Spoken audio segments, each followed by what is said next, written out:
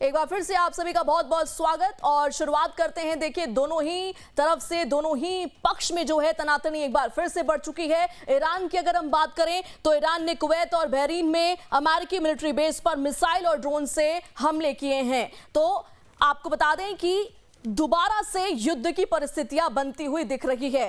America Iran के बीच middle east में जंग जैसे हालात पैदा हो गए हैं। दोनों तरफ की सेनाओं ने एक दूसरे पर मिसाइल और ड्रोन हमले किए हैं। ईरानी और अमेरिकी हमलों से पूरा मिडिल ईस्ट दहल गया है। ईरान ने आज सुबह अचानक कुवैत में स्थित अमेरिकी मिलिट्री बेस को निशाना बनाकर हमला कर दिया। ईरान ने दावा किया कि उसने मिसाइल और ड्रोन से दुश्मन के सैन्य ठिकाने पर हमला किया है। खबरों के मुताबिक ईरान ने मिसाइल और शाहे ड्रोन से कुवैत पर हमला किया।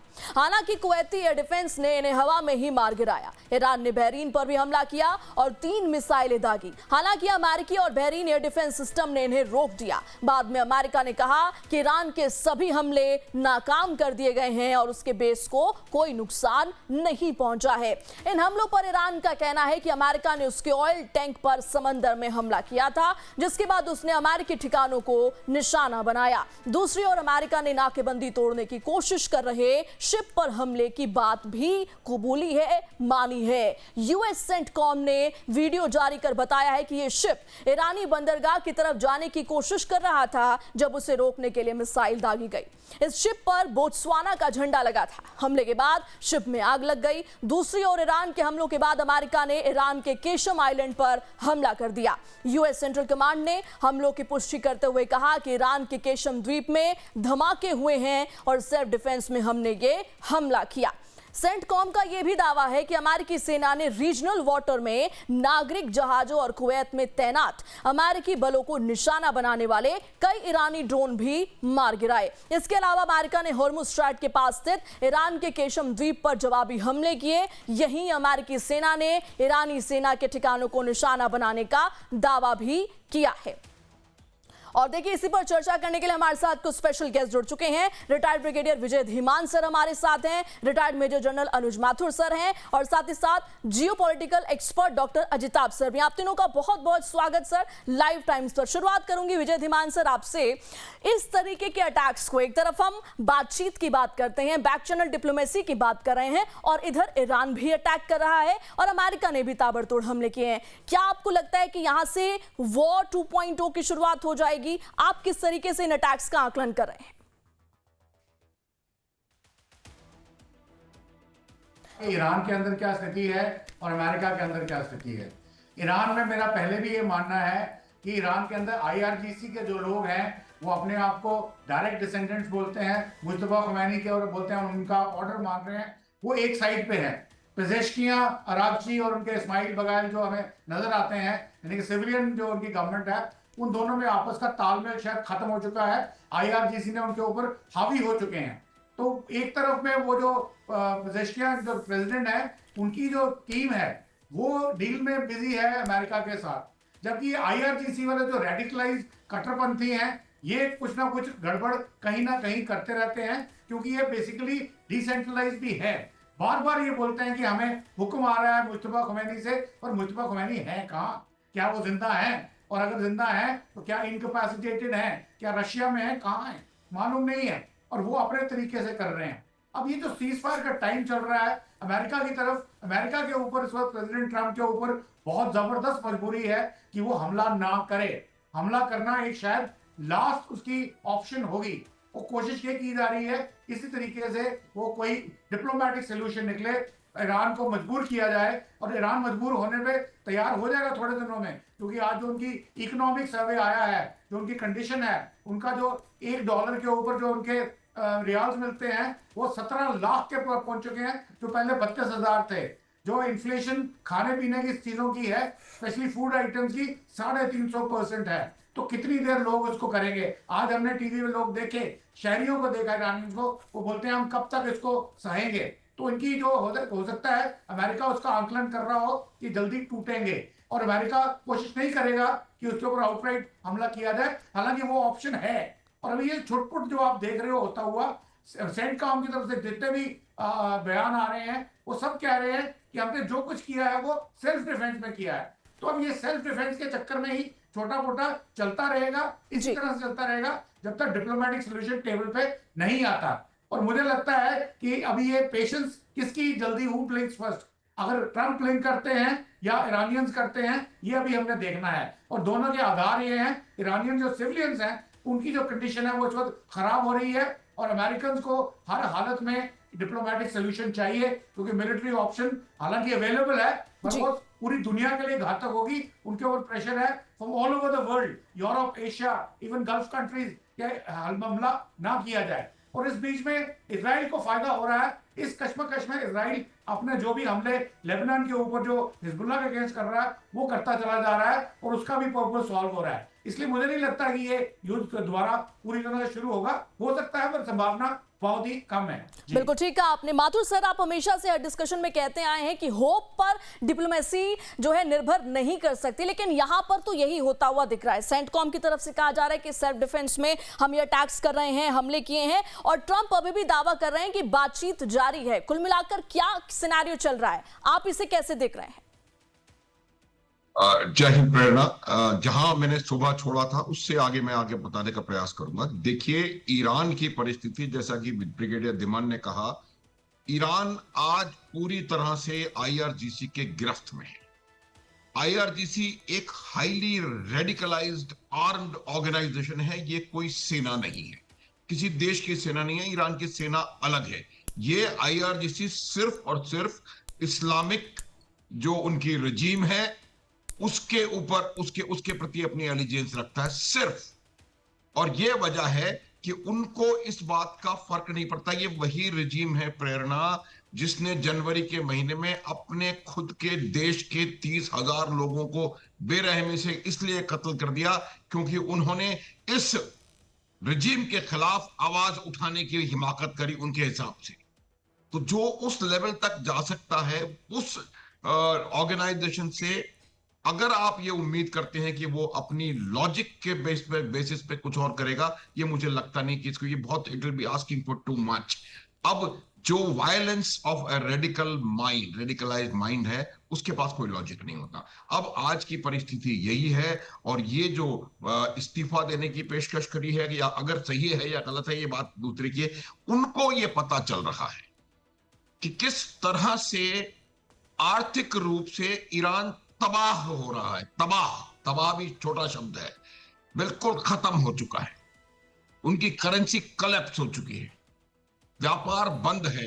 पिछले 24 घंटे में प्रेरणा एक भी जहाज, नॉट इवन वन शिप, जो कि हॉर्मुज को पार करके गया है। ये वही हॉर्मुज है जहां से 150 से 165 शिप औसतन निकलते थे 27 फरवरी तक, और उन 150 से 165 शिप्स के बीच में कम से कम आधे शिप्स ऐसे होते थे जो या तो ईरान से आ रहे हैं या ईरान को जा रहे हैं। अगर आधे नहीं, सिर्फ 50 शिप्स भी हैं, तब भी आप सोच सकते हैं कि कितना जबरदस्त नुकसान उठाना पड़ रहा है ईरान को। आप कितना भी कहते रहे कि मैं एक सड़क बना रहा हूं, एक रेलवे लाइन बना रहा हूं, एक ये कर रहा हूं, और यहां से मैं रशिया को भेजूंगा, रशिया से नॉर्थ पोल से जाकर के साउथ पोल से होता हुआ आ जाएगा, सब कर सकते हैं आप, टाइम लगेगा।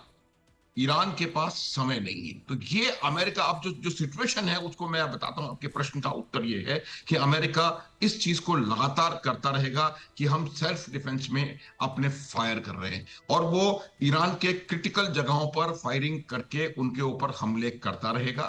जो हमले अब अमेरिकन एसेट्स के ऊपर आने हैं पूरे पश्चिम एशिया में, उनके लिए वो तमाम तैयार हैं। शुरुआत में नुकसान हुआ उनको, क्यों हुआ नुकसान? क्योंकि वो इस प्रकार के रिटेलिएशन के लिए तैयार नहीं थे। अब वो तैयार हैं, आप कितना भी हमला करते रहिए, लड़ाई है, नुकसान दोनों तरफ होगा। कोई ये नहीं कह सकता कि आप अमेरिका बड़ी भारी फौज है तो वहां नुकसान नहीं होगा, इनकी तरफ होता रहेगा, दोनों तरफ नुकसान होगा। लेकिन समय, आज की तारीख में टाइम इज विद यूएसए, और जितना ये लंबा युद्ध चलेगा ईरान की दुर्दशा उतनी ज्यादा बढ़ती चली जाएगी। ईरान के अंदर लोग उनके खिलाफ हैं, इस बात के भी प्रमाण हैं। वो जो पायलट वाला किस्सा था, अगर आप सुने, जो पायलट 2 दिन तक था, 2 दिन तक आईआरजीसी उस पायलट को ढूंढती रही, किसी भी लोकल से उनको उसका क्लू नहीं मिला। इसका क्या अर्थ है, कई सारी चीजें और बताई जा सकती हैं कि जी। ये जो चीजें हमको दिखाई जा रही हैं कि सारा ईरान निकल कर उमड़ करके सड़क पर आ गया और जय आईआरजीसी जय ईरान कर रहे हैं, वो कहीं ना कहीं डिजाइंड टेलर्ड भी हो सकता है। मैं आपको इतना बता सकता हूं प्रेरणा कि हमें ये देखना पड़ेगा कि किस प्रकार से और किस हद तक घास की रोटी खाने के लिए ईरान तैयार है, ईरान के लोग तैयार हैं। ये पहली बात। दूसरी बात यह है कि ईरान कितना भी अब करता रहे, वो बार बार कह रहा है कि आप हिजबुल्लाह पे हमले मत करिए। 40 दिन से ईरान ने हिजबुल्लाह की ऐसी की तैसी करके रखी हुई है। क्या कर लिया ईरान ने? अगर आप इतना उनके साथ हैं और कहें ईरान पे हिजबुल्लाह पे हमले मत करिए और हमारी सारी नीति इसके ऊपर आधारित है, तो तुम भी लगाओ मिसाइल। तो तुम्हारे पास जब आप कह रहे हो कि हमारी मिसाइल फोर्स जबरदस्त मौजूद है हमारे पास और हम आधी दुनिया खत्म कर सकते हैं उस मिसाइल फोर्स से, तो आप हिजबुल्लाह तो बचा लीजिए। तो ये सब बातें जो हैं स्पेक्यूलेशन है प्रेरणा। जी। सब ये बात सोच रहे हैं कि ईरान के पास बहुत जबरदस्त मिलिट्री पावर बची हुई है और वो तो बहुत दुनिया का एक मिलिट्री नोड बन के उभर रहा है। मुझे लगता है कि ठीक है ऐसा सर। नहीं है। ये पूरा युद्ध, एक सेकंड, एक लाइन और, ये युद्ध जो है यूएस के अभी गिरफ्त में है। बिल्कुल ठीक कहा आपने सर कि IRGC टाइम गिरफ्त इज में विथ है। यूएसए, इस पर ही देखिए चर्चा करूंगी। तो प्रेरणा के साथ मैं भी जुड़ गया हूं, माफी चाहता हूं इस देरी के लिए। लेकिन अभी एक बड़ी ब्रेकिंग न्यूज आ रही है और वो ब्रेकिंग न्यूज क्या है? यूएस सेंटकॉम ने जारी किया है वीडियो। ईरानी पोर्ट जा रही शिप पर हमले का ये वीडियो है। शिप के इंजन पर मिसाइल दागे हैं यूएस ने। चेतावनी के बावजूद नाकेबंदी तोड़ने की कोशिश हुई है। बोत्सवाना का लगा हुआ था झंडा इस शिप पर। आपको पता है ना, शिप पर झंडे लगे हुए होते हैं जिससे ये आइडेंटिफाई हो सके कि ये किस देश का है। लेकिन ज़्यादातर शिप जो आजकल स्ट्रेट ऑफ हॉर्मुज से निकल रहे प्रेरणा, वो ऐसे ऐसे देश के झंडे लगाते हैं जिससे उनकी असली जो सिचुएशन है वो आइडेंटिफाई ना हो सके। इसी पर बात करने के लिए हमारे साथ रिटायर्ड ब्रिगेडियर विजय धीमान जुड़े हुए हैं, रिटायर्ड मेजर जनरल अनुज माथुर जुड़े हुए हैं और जियोपॉलिटिकल एक्सपर्ट डॉक्टर अजिताभ भी जुड़े हुए हैं। डॉक्टर साहब, मैं आपसे समझना चाहूंगा, क्योंकि जनरल माथुर ने कहा कि टाइम इज विथ यूएस, लेकिन यूएस भी अब तस्वीरें जारी कर रहा है। सेंटकॉम ने तस्वीरें जारी की हैं। ये बताता है कि दोनों के बीच तनाव ही नहीं, अब लड़ाई खुली हो रही है। तो ऐसे में यूएस क्या बिना हॉर्मुज के, बिना न्यूक्लियर पर किसी अंडरस्टैंडिंग के युद्ध विराम को आगे बढ़ाएगा और एक इनिशियल समझौता कर पाएगा ईरान के साथ? यह है कि सिचुएशन इस वक्त ईरान में ये है, ये सवाल डॉक्टर अजिताभ से है ब्रिगेडियर साहब, ये सवाल डॉक्टर अजिताभ से है। Any problem? जो उनकी इकोनॉमिक पोजीशन है वो बहुत खराब है। उनकी करेंसी फेल हो चुकी है। $1 17 लाख रियाल के बराबर हो गया है और साथ में उनका खाने पीने की जो इन्फ्लेशन है वो 350% हो चुकी है ऑलरेडी और लोगों में इसका रोष आना शुरू हो गया है। आज सुबह हमने अल जजीरा के चैनल पे हमने ये विजुअल्स देखे हैं जब लोग बोल रहे हैं, और उसके अलावा वहां कोई भी खाने पीने का सामान या कोई किसी किस्म की आवाजाही बिल्कुल नहीं है। हालांकि ये बताया जा रहा है कि पाकिस्तान के रास्ते या ट्रांसशिपमेंट जो छबार पोर्ट या गवादर पोर्ट से हो रही है उसमें कुछ missile components, missile material China चोरी छिपे भेज रहा है जो अमेरिका को मालूम है। और वहां पे ईरान के अंदर उसके अलावा जो पेजेश्कियान की गवर्नमेंट है, पेजेश्कियान रागची वगैरह की जो सिविलियन गवर्नमेंट है, उनका जो कंट्रोल है आईआरजीसी में बिल्कुल नहीं है, बल्कि आईआरजीसी वाले दावा कर रहे हैं कि हमारा कंट्रोल है। तो ये जो छुटपुट घटनाएं हो रही हैं, एक तरफ डिप्लोमेसी चल रही है सिविलियन लीडरशिप के साथ, दूसरी तरफ मिलिट्री वाले आईआरजीसी वाले छुटपुट घटनाएं करते रहते हैं। अभी आपने जिक्र किया कि अमेरिका ने क्यों वो विजुअल दिखाए हैं, क्या लड़ाई जारी हो रही है? क्या चांसेस तो है परंतु बहुत कम, क्योंकि अमेरिका के पास इस वक्त एक मजबूरी भी है कि किसी तरीके से हमला ना किया जाए। मिलिट्री ऑप्शन जो 100% अवेलेबल है, इन प्लेस है, उसको यूज ना किया जाए, क्योंकि उसके ऊपर प्रेशर है गल्फ कंट्रीज का, यूरोपियंस का, एशियंस का, चाइना का, सबका, कि हमला ना किया जाए, क्योंकि वो एक बहुत ही डिजास्टर्स कॉन्सिक्वेंस होगा। अब क्योंकि ईरान टूटने की कगार पे है तो अमेरिका उसको खींच रहा है कि किसी तरीके से इसको लाया जाए। अब जब भी हमला होता है आईआरजीसी की तरह से छुटपुट, उसका जवाब देना भी जरूरी है। अब जवाब में उनकी जो लॉजिक है सेंटकॉम का, वो ये कहते हैं कि हम इसको सेल्फ डिफेंस में कर रहे हैं। पर सेल्फ डिफेंस कब तक चलेगी? अमेरिका की जो डोमेस्टिक कंस्टिट्यूएंसी है वो भी सुन रहे हैं कि भाई क्या, what do you mean by self defence? तो आज उन्होंने एक एक विजुअल जारी कर दिया है जिसमें एक जो जहाज ईरान की तरफ बंदरगाह की तरफ जा रहा था, चुपके जा रहा था, उसको फिजिकली डिस्ट्रॉय किया है। अब इसमें कुछ ना कुछ रिटेलिएशन भी होगी। इसके पहले भी उन्होंने बंदरगाह पोर्ट के अंदर कुछ मिसाइल कंपोनेंट्स के ऊपर हमला किया था, रेडार्स के ऊपर हमला किया था। तो इस तरह की ये अभी जो है खींचातानी दोनों तरफ से चल रही है। परंतु जैसे जनरल माथुर ने बोला, जो कंट्रोल इस वक्त 100% अमेरिकन के पास है। दे हैव द ऑप्शन क्या करना है, क्यों नहीं करना है। और वो इसलिए क्योंकि ट्रंप ने अपने आप को डिसोसिएट कर लिया है कि इलेक्शन हारे जीते it doesn't make a difference, क्योंकि मैंने तो एज इट इज जाना है, मैं हूं बिजनेसमैन, मुझे करना है अपना फायदा। आज जो घटना हुई है, जैसे प्रेरणा ने भी बताया कि ऑयल की प्राइसेस ऊपर गई हैं, शेयर मार्केट नीचे गई है। ये ट्रंप के सिंडिकेट के जो लोग हैं या जो ज्यूज अमेरिका में बैठे हुए हैं, जो प्योरली ट्रेडर्स हैं, ये उनके लिए मौका है शेयर मार्केट में इन्वेस्ट करके। अब अभी 4 दिन के बाद देखिएगा, बयान आएगा, सब ठीक ठाक है, शेयर मार्केट फिर ऊपर जाएगी, ऑयल नीचे जाएगा, वो अपना पैसा बनाएंगे। तो ये गेम जो है ये खेल रहे हैं, परंतु पॉइंट ये है इस वक्त America is in the driving seat. ठीक है, लेकिन ये गेम किस कीमत पर खेल रहे हैं? ठीक है, आप पैसा बनाइए, अच्छी बात है, ट्रंप भी पैसा बनाए, वहां के बिजनेसमैन भी पैसा बनाए, ट्रंप से जुड़ी लॉबी भी पैसा बनाए, लेकिन दुनिया के आम लोगों की जो है परिस्थिति से खेलना और दुनिया के आम लोगों को सांसद में डालना, उनको परेशानी में डालना, दुनिया के एक बड़े तबके को गरीबी की रेखा के नीचे ले आना, क्या ट्रंप ये कर पाएंगे और क्या इससे अमेरिका की क्रेडिबिलिटी बनेगी? ये भी एक बड़ा सवाल है। लेकिन डॉक्टर अजीत, मैं आपसे जानना चाहूंगा, मैंने माना बॉल अमेरिका के कोर्ट में है, मैंने माना कि ट्रंप जो है अभी इस सिचुएशन में कि किसी भी हालत में डील हो जाए, लेकिन क्या ये डील बिना होर्मुज के खुले और बिना परमाणु समझौते के हो पाएगी? क्या वो चीज कर पाएंगे? क्योंकि उन्होंने ही कहा है कि बराक ओबामा वाली डील बड़ी रद्दी थी, बड़ी बकवास थी। क्या शुरुआत में बिना न्यूक्लियर इशू पर बात किए अमेरिका किसी तरह की डील कर सकता है? देखिए, आपने दीपक जी बहुत बिल्कुल सही कहा। बॉल भले ही अमेरिका के पास हो, लेकिन मैदान हॉर्मुज ईरान के पास है, और इस मैदान पे जितना तक उसकी कब्जे रहेंगे ईरान के, अमेरिका फुटबॉल को बस इधर से उधर टू डाल में पात बस यही होता रहेगा, और वही हो रहा है। 47 साल के सैंक्शन से भी आपने जिसको नहीं झुका पाए, अब क्या आप उसको झुका लेंगे? आप सिर्फ ये नहले पे दहला चलता रहेगा दोनों साइड से। आप देखिए, अमेरिका ने जो बोत्सवाना के फ्लैग्ड ऑयल टैंकर पे अटैक किया, उसका जवाब कैसे दिया है? 3 देशों पे अटैक किया है ईरान ने।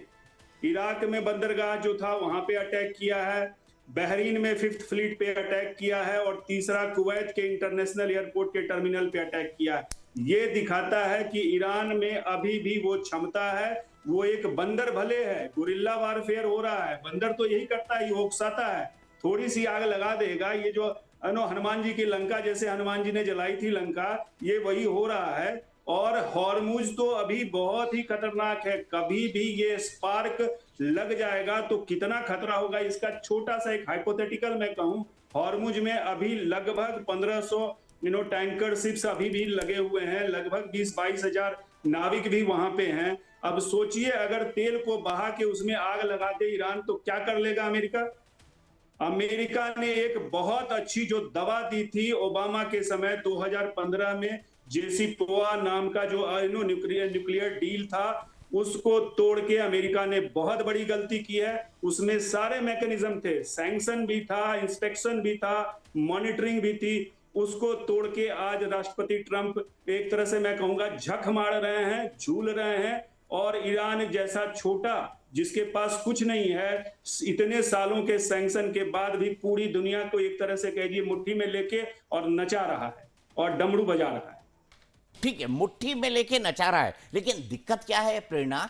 मान लीजिए हॉर्मुज स्ट्रेट क्रॉस करके ये तेल टैंकर निकल गए, तेल टैंकर किसी देश में जाएंगे, वहां पर ऑफलोड करेंगे, ऑफलोड करने के बाद भरने के लिए फिर हॉर्मुज से जाएंगे। तो ये जो सेकंड वाली फेरी है, इसको लेकर तो बहुत संशय है। कोई टैंकर जाना ही नहीं चाहेगा, कोई जहाज जाना ही नहीं चाहेगा, क्योंकि उसका हजारों करोड़ रुपए का नुकसान हो जाएगा अगर एक छोटा सा ड्रोन भी लगता है, अगर एक मिसाइल भी लगती है, या वो किसी तरह के क्रॉस फायर के अंदर फंस जाते हैं, तो सिचुएशन बड़ी डिफिकल्ट है। सिचुएशन ऐसी है दुनिया के हॉर्मुज और उसके आसपास के इलाकों में कि अभी भी किसी तरह की बात या किसी तरह का सॉल्यूशन निकलता तुरंत फुरत तो नहीं दिखाई दे रहा है। अब सवाल यह है कि क्या ईरान और अमेरिका के बीच बातचीत भी चल रही है या नहीं।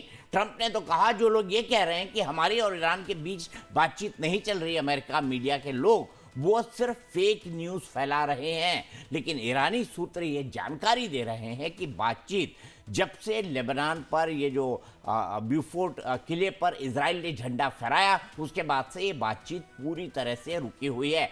और शुरुआत करते हैं एक बड़ी खबर के साथ। हमलों पर भारत में ईरानी दूतावास का बयान। शिप पर हमले के विरोध में अटैक किया गया है। पनाया नाम की शिप पर हमला किया गया ईरान की तरफ से, ये स्टेटमेंट। तो हमलों पर भारत में ईरानी दूतावास का बयान भी सामने आया है। शिप पर हमले के विरोध में अटैक किया गया है, ये इस वक्त की बड़ी खबर आपको बता रहे हैं। पनाया नाम की शिप पर हमला किया गया है। इसके अलावा देखिए एक और बड़ी खबर है, कुवैत ने मार गिराई ईरानी मिसाइलें। ईरानी मिसाइलों का मलबा सामने आया है और जलते दिख रहे हैं मिसाइल के टुकड़े। तो कुल मिलाकर दीपक सर, मुझे ऐसा लगता है कि जो तस्वीरें पहले आती थी, ठीक उसी से मिलती जुलती तस्वीरें फिर आने लगी हैं। बिल्कुल, ये उसी से मिलती जुलती तस्वीरें आने लगी। और आप इसको भूलिए मत प्रेरणा कि कल क्या किन किन शब्दों का इस्तेमाल बेंजामिन नेतन्याहू के लिए राष्ट्रपति डोनाल्ड ट्रंप ने किया था। पागल तक कह दिया था, ये भी कह दिया था तुम एहसान फरामोश हो, ये भी कह दिया था कि अगर मैं नहीं होता तो तुम जेल के अंदर होते। कुछ ऐसे भी शब्दों का उन्होंने इस्तेमाल किया जो हम नेशनल टेलीविजन पर नहीं बोल सकते। अंग्रेजी में लोग कहते हैं कि ऐसी गालियां चलती है, लेकिन गाली तो गाली होती है। अब सवाल ये उठता है कि बेंजामिन नेतन्याहू ने ट्रंप की इस बात को सुनने के बाद भी अपना जो इजराइल पर, जो लेबनान पर हमला है, वो उन्होंने नहीं रोका, वो उन्होंने जारी रखा और उससे भी ज़्यादा जोर शोर से हमला किया है। इसी को समझेंगे कि इजराइल आखिरकार चाहता क्या है। इजराइल क्या बेंजामिन नेतन्याहू क्या ट्रंप की सुनेंगे? जनरल माथुर, मैं आपसे समझना चाहता हूं, बताइए मुझे कि इजराइल ने एक कान से ट्रंप की बात सुनी, दूसरे कान से निकाल दी। मेरे ख्याल से शहर टायर है जिसके ऊपर उन्होंने हमला किया, टायर नाम के शहर पर उन्होंने जबरदस्त हमला किया है। ये क्या दिखाता है? इजराइल रुकने के मूड में नहीं है और जब तक इजराइल नहीं रुकेगा ईरान बातचीत नहीं करेगा। देखिए दीपक, एक बात बिल्कुल क्लियर है और ये बात मैं आपके चैनल के माध्यम से कई बार कह चुका हूं। इस पूरे संघर्ष के दौरान अगर कोई एक देश है जिसको एग्जैक्टली पता है कि वो क्या चाहता है और वो क्या कर रहा है, कैसे चाहता है और वो कैसे कर रहा है, हो रहा है या नहीं हो रहा है, वो अलग विषय है, वो इजराइल। आप कोई कुछ भी कहता रहे, इजराइल को ये मालूम है कि इट इज नाउ और नेवर। या तो वो इस बार ईरान के जो प्रॉक्सीज हैं उनको इतना डिग्रेड कर देंगे कि आने वाले 50-60 वर्षों तक वो दोबारा सिर ना उठा पाए, या फिर वो हालत उनकी जो अक्टूबर 23 में हुई थी उस तरीके का कुछ भी हो सकता है। तो मेरा ये मानना है कि ईरान, इजराइल जो है किसी भी प्रकार से ये रुकने वाला नहीं है। ये बात भी मैंने कही थी कि शायद ये जो सीज फायर है ईरान और अमेरिका के बीच में, जिसके कारण इजराइल पर हमले कहीं से भी नहीं हो रहे हैं, वो सीज फायर भी बेंजामिन नेतन्याहू के जो एफर्ट है उसको कॉम्प्लीमेंट कर रहा है। वो कॉन्सेंट्रेटेड तरीके से एक साथ हिजबुल्लाह के ऊपर हमले करता चला जा रहा है। आप देखिए किस प्रकार से पेजर अटैक करके 2 वर्ष पूर्व उसने पूरी हिजबुल्लाह की जो लोअर और मिडिल लेवल लीडरशिप है उसको खत्म कर दिया था। और उसके अलावा इस प्रकार के जो हमले होते हैं वो दिमाग में ज्यादा असर करते हैं। जब तक इजराइल हिजबुल्लाह को अपनी समझ के अनुसार डिग्रेड नहीं कर लेगा, वो रुकने वाला नहीं है, ये काम खत्म है। अब मैं आपको बताता हूं, जो डोनाल्ड ट्रंप की समस्या है वो ये है कि इजराइल जो लातीनी रिवर के आगे भी उसने ज्यादा बढ़ना शुरू कर दिया है और कुछ ऐसे इलाकों में इजराइल की बमबारी हो रही है जहां पर हो सकता है हिजबुल्लाह के कुछ हेडक्वार्टर्स हों, कुछ उनके सेंटर्स हो, कम्युनिकेशन सेंटर्स या लॉजिस्टिक सेंटर्स या कोई और, लेकिन वो उस लेबनान का हिस्सा है जहां पर हिजबुल्लाह का इतना प्रकोप, कहूंगा प्रकोप नहीं है। तो उस लेबनान के हिस्से पर जब इन्होंने हमले करने शुरू किए हैं तो अमेरिका की परेशानी बढ़ी है। अमेरिका की परेशानी के अलावा आप देखिए फ्रांस के जो राष्ट्रपति मैक्रो हैं, वो कह रहे हैं कि मैं आप इसको लेकर के यूएन में जाऊंगा, ये करूंगा, वो करूंगा। उनको अपना घर भी देखने की जरूरत है। किस प्रकार से यही इस्लामिस्ट, यही जिहादी उनके देश को जला रहे हैं, ये तमाम चीजें हमें देखनी पड़ेंगी। ये मैं मेरी बात अगर हो सकता है मैं सही नहीं हूं, लेकिन ये इतना बता सकता हूं मैं कि ईरान के संविधान में लिखा है कि जो जिहाद है उस जिहाद को करने के लिए आईआरजीसी को बनाया है। जिहाद वर्ल्ड, पूरे दुनिया में इस्लामिक जिहाद जो है वो ईरान का कर्तव्य है। और ईरान की जो सेना और ईरान की जो आईआरजीसी है, जो ईरान की लीडरशिप है, वो पूरी दुनिया की जिहाद को कंट्रोल करती है। आप कहेंगे तो आप पढ़ सकते हैं, जो 2 पैराग्राफ्स हैं इनके संविधान के, बिल्कुल क्लियर है। और ये बात अभी फिर बता रहा हूं, ये उसी चीज का नतीजा है। ये क्लैश ऑफ सिविलाइजेशंस की आप बात मानिए। ये जो ईरान है, मैंने कल कहा था या परसों कहा था, ये पॉलिटिकल इस्लाम की पराकाष्ठा है। और अगर ईरान को गिराया गया तो पॉलिटिकल इस्लाम को धक्का लगेगा। और ये जो पूरी दुनिया में हरकतें हो रही हैं, चाहे वो पोलैंड हो, बेल्जियम हो, स्पेन हो और फ्रांस में जो हो रहा है, वो तमाम चीजें एक पैटर्न है। इस पैटर्न को समझने की आवश्यकता है दीपक। अगर हम आंख बंद करके रहना चाहते हैं शुतुरमुर्ग की तरह, इट्स आवर चॉइस। लेकिन ये जो ओवरऑल सिस्टम चल रहा है, उसका जो एपिसेंटर है वो 2 जगह से है, एक तेहरान, दूसरा इस्लामाबाद। और अगर तेहरान अभी गिरेगा, दीपक इस बात को आप समझ लीजिए, अगला जो गढ़ है जो कि ध्वस्त होने की कगार पे आएगा, वो गढ़ इस्लामाबाद, रावलपिंडी में है। तो ये बात भी वो समझते हैं। और ये जो वर्ल्ड वाइड इस्लामिक जिहाद है, ये उसका एपिसेंटर है। और ठीक है। ये जो बात चल रही है, आप कोई एक्सप्लेनेशन दे दें मेरे को कि फ्रांस में जो हो रहा है उसका क्या एक्सप्लेनेशन है। जो बेल्जियम में, पोलैंड कह रहा है हमारे पास भी होना चाहिए, पूरी दुनिया में हो रहा है, पूरी दुनिया में। ये वही हैं जिन्होंने कश्मीर के इसको जस्टिफाई किया था। ये वही हैं जिन्होंने हमारे खिलाफ हर जगह आवाज उठाई है, वोट दिया है। ये क्या वजह है? आप 2000 मील दूर बैठे हैं किसी से, 2000 मील दूर किसी देश में कुछ हो रहा है, उसका ठेका आपका है। कम ऑन दीपक, तो ये हमें समझने की आवश्यकता है कि किस प्रकार से एक सिस्टमैटिक तरीके से ईरान अपने उस कॉन्स्टिट्यूशन को, जो उनको लिख करके पढ़ाया गया है पिछले 47 सालों में, ये ईरान वो नहीं था जो पहले जो हमें नजर आ रहा है। ये वही ईरान है जिसने 1950 में इसी इजराइल को मान्यता दी है। ठीक है। और ये 1950 का समय शाह का समय नहीं था। और एक बात बता देता हूं कि ये पिछले 47 वर्षों में एक बड़ी सभ्यता, जो ईरान की सभ्यता है, उसको तबाही की ओर लेकर के गया है ये इस्लामिक रजीम। इस्लामिक रजीम। और आपने इस्लामिक जिहाद की बात की। देखिए जन साहब, मैंने अपने एक्सपीरियंस से बता रहा हूँ, मैंने इस टॉपिक को बहुत कवर किया है। भारत के अंदर जिस तरह के हमले हुआ करते थे, इंडियन मुजाहिदीन वाले तो मुझे ही मेल भेजते थे ब्लास्ट करने के बाद। ये बहुत खतरनाक है, ये एक सोच है। आप तेहरान को खत्म कर दीजिए, आप ईरान को खत्म कर दीजिए, किसी नए देश पे खड़ा हो जाएगा। आईसिस भी इसी तरह से खड़ा हुआ, बाद में उसने अपना नाम आईएस रखा। अलकायदा भी इसी तरीके से खड़ा हुआ, हिजबुल मुजाहिदीन भी इसी तरह से खड़ा हुआ, लश्कर तैयबा भी इसी तरह से खड़ा हुआ, और इसी तरह से जैश ए मोहम्मद खड़ा हुआ। तो एक कुकुर मुत्ते हैं। ईरान में हम मारेंगे, किसी और दूसरे देश के अंदर ये कुकुर मुत्ते खड़े हो जाएंगे, क्योंकि इस्लामिक जिहाद एक थॉट प्रोसेस है। और ये थॉट प्रोसेस तब से चल रहा है जब से 1400 या 1450 साल के आसपास इस्लाम इस दुनिया में आया। इस्लाम इस दुनिया में फैला है सिर्फ तलवार के बल पे, अगर ये कहा जाए तो गलत नहीं होगा। लेकिन ब्रिगेडियर धीमान, मैं आपसे समझना चाहूंगा, हमारे दर्शकों के लिए प्लीज बताइए कि क्या बातचीत चल रही है ईरान और अमेरिका के बीच बैक चैनल, या बातचीत चल ही नहीं रही है? जो ट्रम्प कह रहे हैं कि अमेरिकी मीडिया कह रहा है कि बातचीत नहीं चल रही है, पूरी तरह से फेक न्यूज है। अगर बातचीत चल रही है तो उसके इंडिकेशंस या उससे जुड़ी हुई खबरें छन छन कर सामने क्यों नहीं आ रही है? दोनों पक्ष अपना स्टैंड क्यों कड़ा करते जा रहे हैं? देखिए, जहां तक बातचीत का सवाल है, मैं उसके पहले बोलूं, जो जनरल बहादुर ने भी आपको बताया, वो 100% एक एम है जो शायद क्लियरली स्पेल्ड आउट नहीं है, परंतु वो अंदर से यही कोशिश की जा रही है, वर्ल्ड ओवर इसको खत्म किया जाए। क्योंकि अब्राहम अकॉर्ड जो है उसको उसके दो मेन अपोजर्स हैं, एक है ईरान और एक है पाकिस्तान। उसके अलावा कोई कंट्री नहीं था। यूए जो सऊदी अरेबिया था was on the verge of signing Abraham accord. अगर 7 अक्टूबर 2023 में अटैक नहीं हुआ होता तो आज यूएई उसमें आ चुका होता। क्योंकि इस्लामिक कंट्रीज और गल्फ कंट्रीज में ये एक फीलिंग आती जा रही है कि एक दिन तेल खत्म हो जाएगा, हमें वर्ल्ड से इंटीग्रेट करना है, ना कि उनके साथ एक कट्टरपंथी दिखानी है। तो यहाँ पे ये बात समझ है, और ये ईरान में भी ये बात है।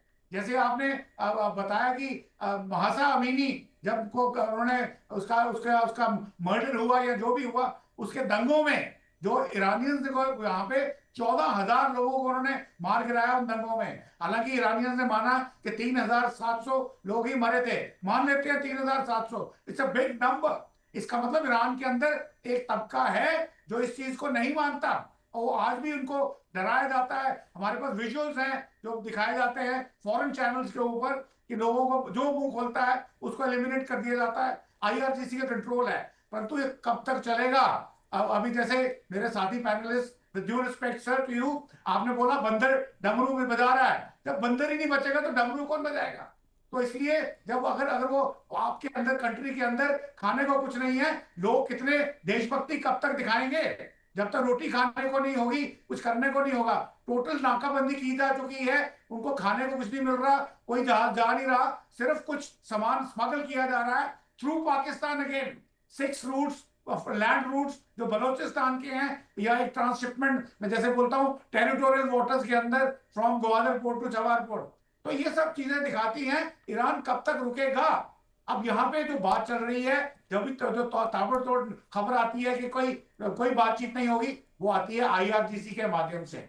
और पजेशिया की तरफ से ऐसा कोई बयान शायद मैंने एक ही बार सुना है, एंड दैट इज ऑल। एक बार उन्होंने बोला हाँ हम बात नहीं करेंगे, ये नहीं कि बात कर दी है। और ट्रंप की तरफ से मजबूरी है कि वो बार बार दुनिया को बताए कि बातचीत चल रही है। अब ऐसी स्थिति में ये आंकलन करना कि चल रही है कि नहीं चल रही है, बट एविडेंस ये कहता है कि शायद चल रही है, क्योंकि इसके अलावा चारा नहीं है।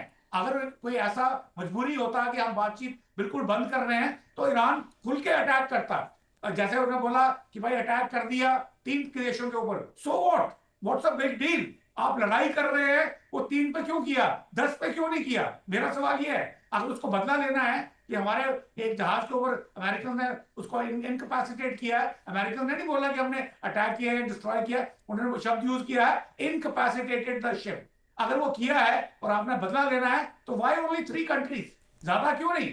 और उसको आपको ये भी पता है कि जब वो करते हैं, बंदरबाज के ऊपर अटैक हुए हैं, ईरानियन दूसरे शहरों पे अटैक हुए हैं, ये पिछले 4-5 दिन से हुए हैं। तो ऐसी स्थिति में ये जो आईआरजीसी वाला एलिमेंट है, वो जो ब्रैड के ऊपर है, जो सेंटकॉम के हेड हैं, उनको बिजी रख रहा है। तो ये आपस में छुटपुट कभी सेल्फ डिफेंस, कभी डोमेस्टिक कंस्टिट्यूंसी करते रहेंगे। परंतु मैं आपको यकीन के साथ कह सकता हूं, एविडेंस बताता है कि बातचीत बंद नहीं हुई है।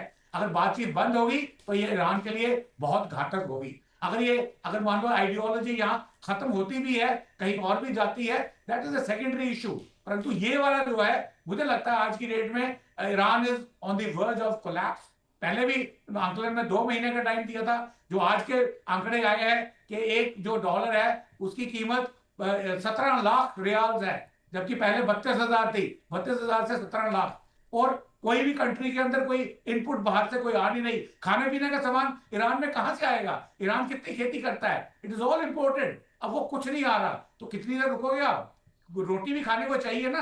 बंदर कितना नाचेगा बिना खाने के? वो कितनी नेशनलिज्म दिखाएंगे? तो वी विल सी दैट। तो दैट इज द पॉइंट। तो मेरे ख्याल में शायद बातचीत जो है बैक चैनल में चल रही। ठीक है, बातचीत चल रही है, आपको ऐसा लगता है। लेकिन ईरान की हालत आज से नहीं है। ईरान की हालत तब से है जब से इस्लामिक रिजीम आया है और उसने दुनिया भर के हर तरह के सैंक्शंस जो हैं वो झेले हैं, लेकिन फिर भी सरवाइव किया है। वो एक इस्लामिक जिहाद वाले देश, जैसे पाकिस्तान कहता था ना, घास की रोटी खाएंगे, न्यूक्लियर बम बनाएंगे। क्या ये सोच ईरान के अंदर है? अमेरिका और ईरान के बीच टकराव की घटना ऐसे समय में सामने आई है जब दोनों देशों के बीच युद्ध समाप्त करने को लेकर बातचीत चल रही है। पिछले सप्ताह दोनों पक्षों ने संकेत दिया था कि प्रारंभिक समझौते पर सहमति बन गई है, लेकिन अब तक उस पर औपचारिक दस्तखत नहीं हुए हैं। ईरानी मीडिया का दावा है कि अमेरिका ईरान के बीच पिछले कई दिनों से कोई सीधा संपर्क नहीं हुआ है। हालांकि अमेरिकी राष्ट्रपति डोनाल्ड ट्रंप ने इस दावे को खारिज करते हुए कहा कि बातचीत लगातार जारी है। ईरानी मीडिया का दावा है कि मध्यस्थों के जरिए हो रही बातचीत ईरान ने पूरी तरह रोक दी है। रिपोर्ट में कहा जा रहा है कि पिछले कुछ दिनों से ईरानी प्रतिनिधि सीज फायर के मुद्दे पर हो रही बातचीत में गैर मौजूद रहे। हालांकि ट्रंप ने ईरानी मीडिया की खबर का खंडन किया है और कहा कि ईरान से बातचीत अभी भी जारी है। उन्होंने सोशल मीडिया पर लिखा है कि हमारे बीच बातचीत लगातार चल रही है। 4 दिन पहले, 3 दिन पहले, 2 दिन पहले, 1 दिन पहले और आज भी बातचीत हुई है। इन सब के बीच अमेरिकी विदेश मंत्री मार्को रूबियो का बयान भी सामने आया है। अमेरिकी संसद को संबोधित करते हुए उन्होंने कहा कि परमाणु मुद्दे पर बातचीत को लेकर सकारात्मक माहौल है और कम से कम वार्ता को लेकर ईरान सहमत तो हुआ है। हालांकि अब मिडिल ईस्ट के बदले माहौल में इस वार्ता की सफलता पर सवाल जरूर खड़े हो रहे हैं।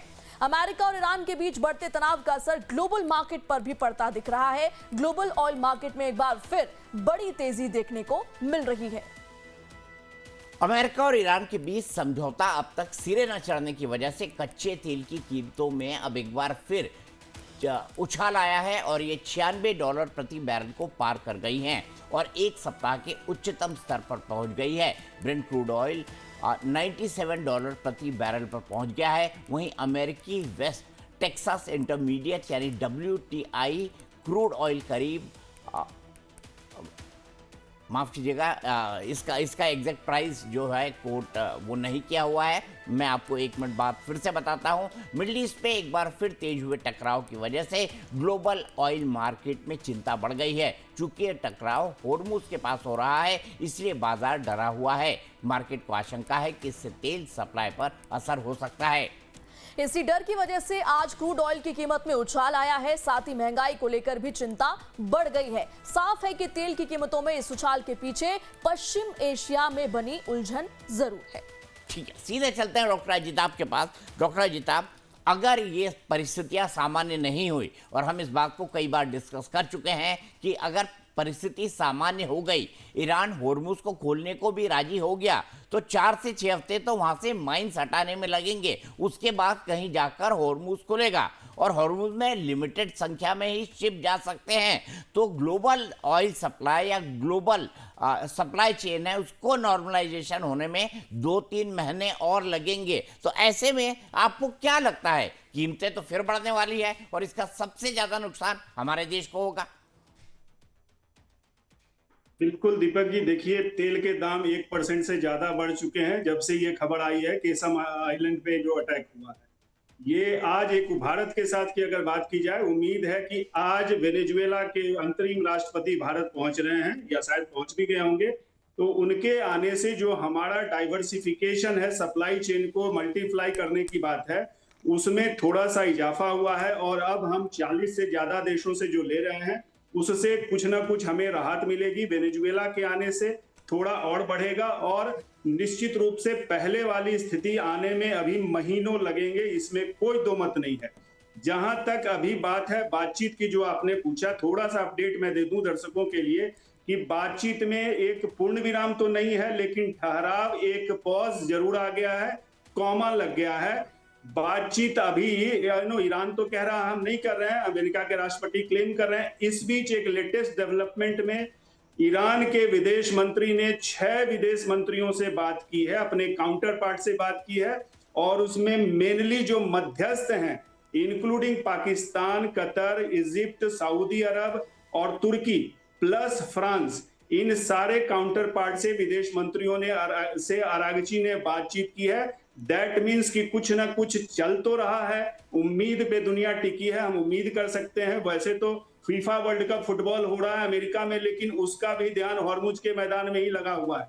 जिस तरह से अभी स्थिति बनी हुई है, स्पार्क कहीं से भी आ सकता है और भारत जैसे देश निश्चित रूप से बहुत ही चिंतित है। खबरें यहां तक आ रही है कि शायद हमने 10-12 टन सोना भी बेचा है। क्योंकि हमें डॉलर चाहिए तेल के लिए। और वो अगर भारत जैसे देश का ये हाल है तो जस्ट इमेजिन ग्लोबल साउथ का और जापान और साउथ ईस्ट एशिया जो पूरी तरह हॉर्मुज पे डिपेंडेंट है, उनका क्या हाल होगा। और इस बीच ईरान ने एक और झटका देते हुए ये भी वार्निंग दे दी कि बाब अल मंदेब तो हमारा बचा ही हुआ है।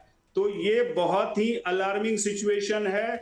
मुझे लगता है इजराइल कहीं ना कहीं अब अमेरिका कहेगा, राष्ट्रपति ट्रंप के पास इतने हैं पावर और इतनी व्यवस्था है कि वो इजराइल को समझा लेंगे और ईरान को भी के साथ बातचीत जो है फिर से ट्रैक पे आ जाएगा। रही बात क्लैश ऑफ सिविलाइजेशन की, जो बार बार हमारे को पैनलिस्ट भी कह रहे हैं, मैं बता दूं कि ये सिर्फ सभ्यताओं का टकराव नहीं है, उससे बहुत आगे मामला चला गया है। ये शक्ति और एक तरह से कह लीजिए वर्चस्व की लड़ाई है। अगर वो सिर्फ सभ्यताओं की लड़ाई होती तो अमेरिका के गुट में अरब के देश नहीं होते और ईरान के गुट में कोई भी इस्लामिक देश नहीं है, ऐसा नहीं होता। यहाँ पे interest, self interest is the supreme. Diplomacy में वही एकमात्र परमानेंट है और वही हो रहा है।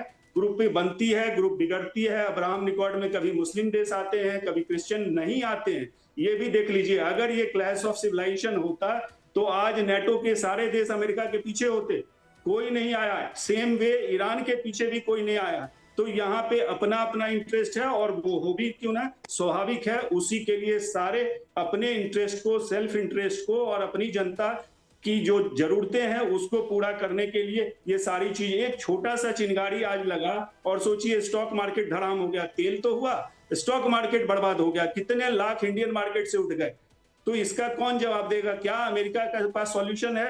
कल रूबियो ने, आप जो भी फुटेज दिखा रहे हैं, रूबियो कह रहे हैं अपनी अमेरिकन कांग्रेस को उन्होंने एड्रेस किया, कोई सॉल्यूशन नहीं दिया, सिंपल बातें बनाई है, एक ऑप्टिक्स और नैरेटिव सेट किया है, नथिंग एल्स। तो अमेरिका भी अभी फिक्स में है, उलझन में है, उसको निकलने का उपाय दिख ही नहीं रहा है।